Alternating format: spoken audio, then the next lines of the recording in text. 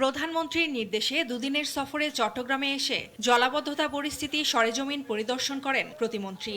সফরের দ্বিতীয় দিনে তিনি নগরীর জলাবদ্ধতা প্রবণ বিভিন্ন এলাকা ঘুরে দেখে কথা বলেন সংশ্লিষ্টদের সঙ্গে।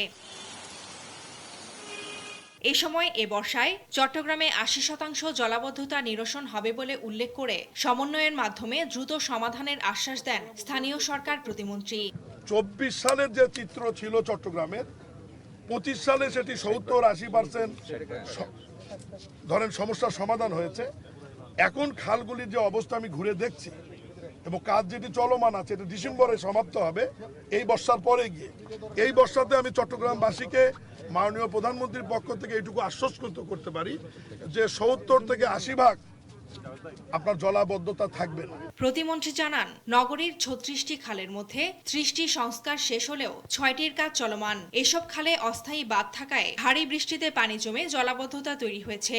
প্রকল্প শেষ তো হয়ে যাওয়ার কথা ছিল এই জুনের মধ্যে, কিন্তু আমরা আবার এই জলাবদ্ধতা নিরসনের জন্য 5টা পয়েন্ট থেকে তাদের কাজ আমরা আবার স্থগিত করে দিলাম।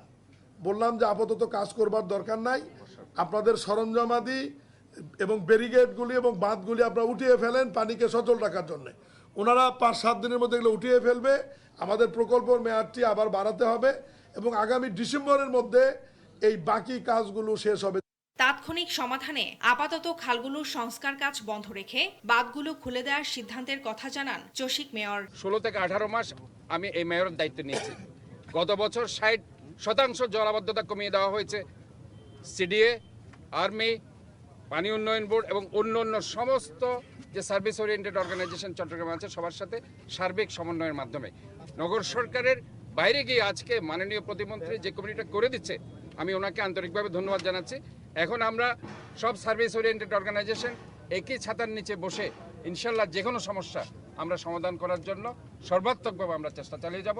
জলাবদ্ধতা নিরসনে সংশ্লিষ্ট সংস্থাগুলোর মধ্যে সমন্বয়হীনতার অভিযোগ দীর্ঘদিনের। সংকট সমাধানে সিটি মেয়রকে প্রধান করে গঠন করা হয়েছে নতুন committee. Farzana Afroz Tumpa, news desk, দেশ টিভি।